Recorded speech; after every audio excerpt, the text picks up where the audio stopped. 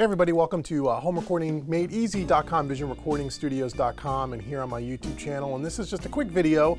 I'm going to be doing some rearranging here in my studio over the next, I don't know, couple of weeks. We're rehearsing with a new band now. Some of you may know that I'm now playing out in a band again.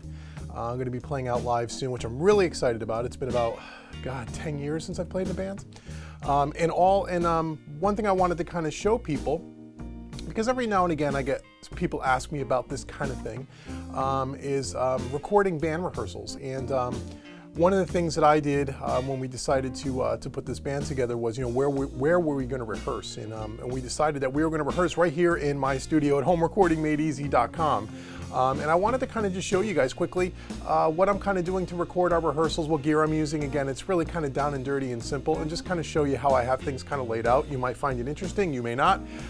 It's a really good tool for us as we're working and playing pretty much classic rock covers for the most part, and being able to, on our own, rehearsing to the original recordings and then coming together as a band and putting kind of our own twist and kind of our own spin on some of these songs, and then capturing those things live in rehearsals. So now we have a practice tool. I mix down the rehearsals for the band members, and then everybody can kind of listen to their performances and the performance as a band as a whole, and then be able to go ahead and practice to those particular versions of the songs, which kind of stray away from the original versions from time to time, which is a cool thing. It kind of puts a new twist on some of these popular songs that we'll be playing, but also gives us a great practice tool. So one of the things I wanted to be able to do is record the rehearsals quick and easy, leave everything kind of set up and in place, so when we come in to rehearse, we just hit record pretty much, record the band, and then later on I can go ahead and mix down those sessions and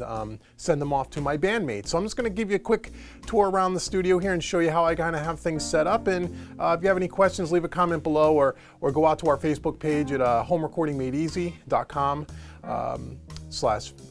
facebook.com/homerecordingmadeeasy. You'll find the Home Recording Made Easy page, and you can follow me on Facebook, and you can leave your question there, as I'll probably put this video up on my Facebook page as well. Again, no high production here. It is literally 5:30 in the morning. I'm just kind of rolling out of bed and getting ready for the day, and I wanted to just come down before I start moving some gear around and just kind of show you what I'm doing. So hopefully you'll find this helpful. So let me just turn the camera around, and I'll kind of quickly walk you through and show you what I'm doing, and hopefully this is helpful. So anyhow, let me turn the camera around. So here we are in my studio, my control room here, which you can see my desk here. I'm standing in the far corner of the room. You can see I have the Argosy desk here. This is my workstation, which a lot of you have seen in some other videos I have on my YouTube channel. As a matter of fact, I have an entire video on setting up this whole Argosy desk. You could go check that out in the YouTube archive. So let me just kind of show you what I have. So first we have over here in the corner, or in one end of the room. Oh, let's talk about the room quickly. The room is about, I'll do a kind of a pan around here, size-wise. It is about, I think it's like 21 or 22 from width, from where the drum kit's kind of sitting in this little cove here, over to the far wall is about 22 feet. And then if I were to walk this way, that's the length of the room. The width of the room, as I'm backing up to the door entering my studio, it's probably a good place to start. Width from where I'm standing, which is just inside the doorway, to the far wall in front of the Argosy workstation, is probably about 16, 17 feet. So it's about a 23 by 15 is pretty close to what the room is. So it's not a huge space, but it is bigger than a small 10 by 10 bedroom. Again, this was my unfinished basement when me and my wife bought this house about 7, 8 years ago. And we finished it off and put a studio in. As you can see from my YouTube channel, I have videos on this whole studio. So anyway, that's the size of the room. So right here we have, as we walk in, first thing you can see is obviously the drum kit. And this is a Pearl Export Series drum kit, not a very high-end drum kit. This is the drum kit that I used in recording drums in Studio One Made Easy. You might have seen that video on the YouTube channel, or maybe you've purchased that product. And so we have this drum kit set up where my drummer, good buddy Clyde is his name, he comes in and is able to just sit behind here and play. And so I have it mic'd up here. We're having everything mic'd up. So The microphones that I'm using, again, are not very high-end. They're not even really quote-unquote drum microphones because as I'm not really a tracking studio anymore, I'm more of a mixing, mastering guy over the last few years, and now an educator with Home Recording Made Easy. I don't have a ton of real high-end microphones anymore. I've sold a lot of that stuff off over the years. But anyway, so on the three toms, we're using Sennheiser. Actually, they're vocal mics, if you can believe that. Let me see what model they are. I don't even know. These are like comparable to like an SM58. These are the Sennheiser E835s. You probably can't see that too well. Vocal microphones, dynamic microphones. I got one on the two rack toms, and then I have a third one over here on the floor tom. So these are, again, right here. So these are Sennheiser 835 dynamic vocal microphones is really all they are. Not real high-end mics, but for what we're doing here, again, we're just recording rehearsal. We're not looking for studio-grade recordings. These are fine. And then from behind the drum kit here, you can see we have a snare mic right here. Again, sorry for the shaky camera. This is all being handheld.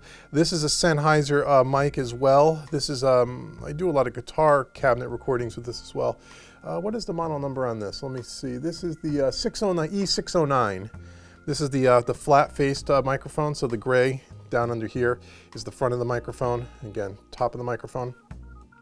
Again, trying to position it underneath the hi-hat to kind of reduce the hi-hat bleed, and it works really well for the snare. Okay, so I got mic on the snare, two toms, three toms with the Sennheiser microphones. Right above me, for one overhead, let me see if I can zoom out here. This is a Studio Projects B3 large condenser microphone. I use this also when recording drums Made Easy series. This is have three polar patterns. I'm using it in cardioid mode right now. Just picking up the top of the drum kit, just for the cymbals and for maybe the overall sound of the kit. This is probably sitting about 3 feet over the drummer's shoulder, maybe 4 feet over his shoulder. Again, and I leave all this completely set up. I don't break this down, so every rehearsal we come in, we can just hit record and just start recording the drums. So I'm using basically, you know, every tom is mic'd, the snare is mic'd, the overhead, okay? And then we also have a kick drum mic down here. And this is an AKG, and I don't even know the model number, guys. It's like a $100 microphone. I've had this laying around for years. Let me see if I can pull this out and tell you what model it is. It is a, is this a Sennheiser? What is this thing? Let me see if I can find the model number for you. Again, sorry. Oh no, I'm sorry. This is an Electro Voice kick drum microphone. Does it have a model number? Yes, the PL33. And again, this was like $100 on eBay. Again, I've never used it before. I was just looking for something really inexpensive because again, we're just recording, you know, just recording rehearsals. And then honestly, what I end up doing is I end up doing drum replacement. I use slate trigger and just replace all the sounds. Not that it doesn't get great sounds on its own, it does. But you know, again, this is just for rehearsal. So to get really crazy, I just use slate trigger to replace the sounds, and it sounds amazing. And I'll put some music at the end of one of our, songs in our rehearsal. You can kind of hear what the drums sound like. So that's the drum kit. So everything just stays mic'd up here. Okay, and that is running into an 8-channel snake here, which you can see down here. Okay, so all the microphones are running into this stage snake. It's just an 8-channel, snake.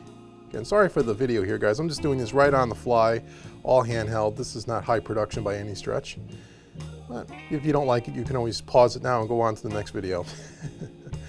But some of you will find this helpful. Okay, so this just goes here, and then I got the snake taped down to the ground here so nobody trips on it as you're walking through the center of the room.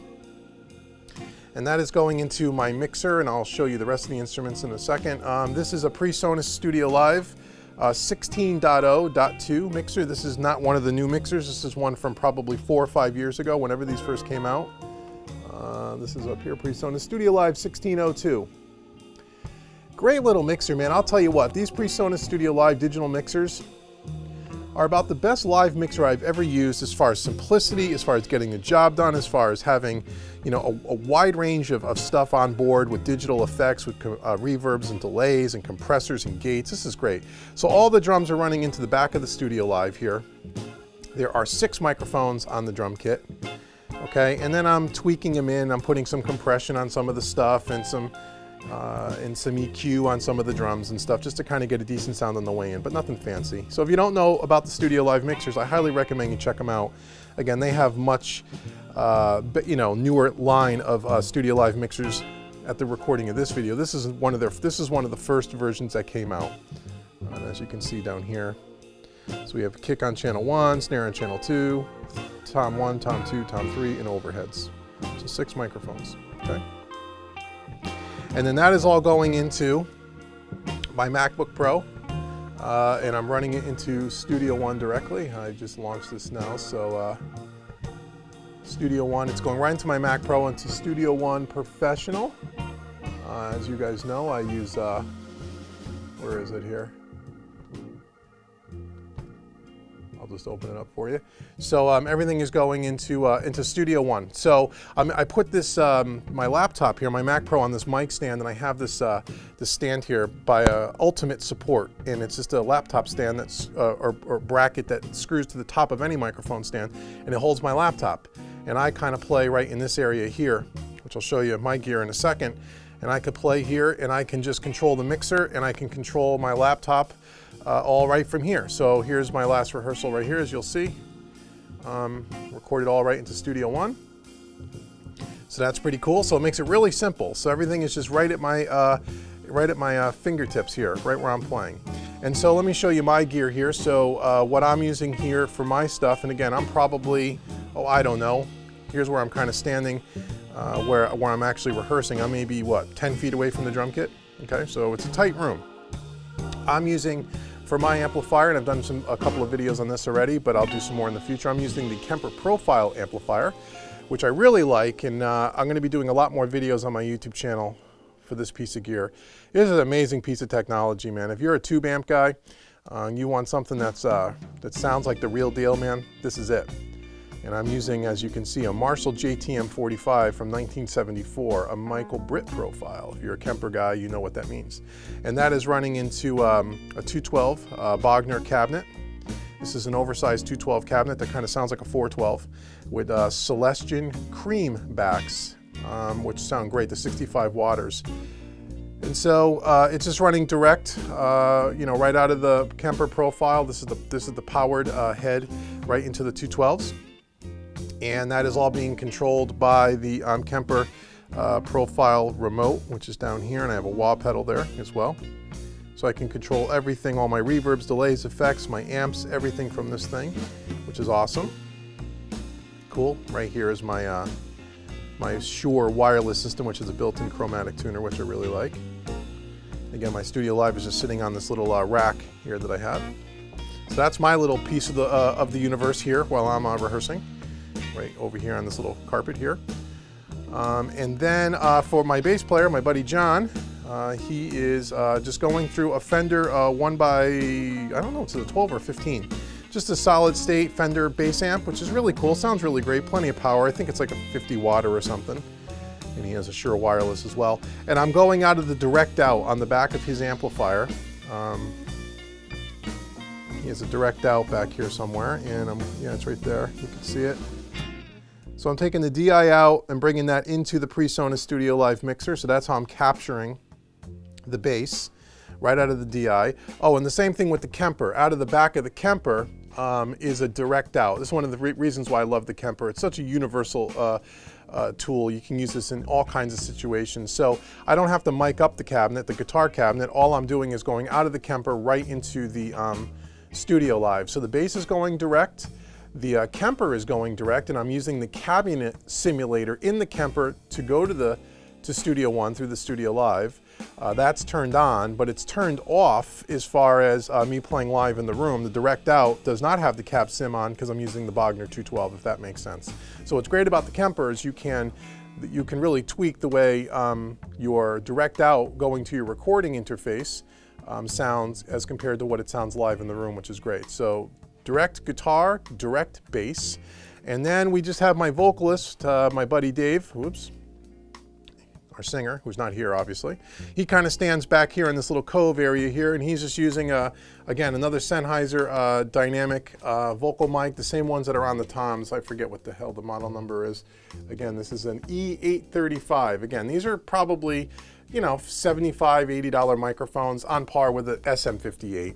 Okay, and so that is our vocal mic, and then from there, all of that, again, is going into the Studio Live, and then out of the Studio Live, so we can hear the vocals in the room, we're going to a powered Mackie monitor. This is an older version, but it's a great sounding monitor, an active monitor. This is the SM450 Mackie. Back in the days, this was about a $600 or $700 speaker, PA speaker, sounds great. So the only thing that's coming through the speaker is the vocals. We don't need to mic, you know, we're miking everything up and going direct for recording purposes, but for, you know, listening back in the room, all we need to really hear is the vocal, and that's going through this Mackie monitor. It's just kind of stuffed over in the corner here on a stand. And the only thing that I might get soon, and I might throw in this corner here behind my guitar amp, is I might get an active subwoofer just to put the kick drum through, because the kick drum sounds a little weak when you're standing in the room rehearsing, as you know, anyone that's in a band would know. We don't need to put everything through the PA because obviously this is a tiny room, but the kick drum would be nice. Get something like, you know, probably a $400 or $500 subwoofer with a built-in active crossover to just get a little bit of kick, a little thump in the room. So that'll be something that I'll probably do soon. And that's really it. So everything just goes right through the Studio Live and then right into Studio One, which is awesome. It's just an easy way to record. I leave everything set up as I said. So when we rehearse, I just turn on the mixer, turn on my, my MacBook, get Studio One fired up, and then we go ahead and we practice. And then what I do after that is I just take everything and I just bring it into my main rig, which is over here. I take the song file, bring it over to my main rig here, which you guys have seen before. And I just mix down the songs one at a time, the live performances, and then I send off those MP3 files to my bandmates, and they have something to listen to critique their performances, critique us as a whole, and then also practice to those versions of the songs, because as I said, it typically will stray away from the original recording version on some level, so we're all practicing to the same version of the track, which is really good. And for things like, and what's really powerful, which I like as well, is like for my vocalist, for Dave, I can mute the vocal track, so he can sing to the band playing without hearing his vocals in the background, which is really cool.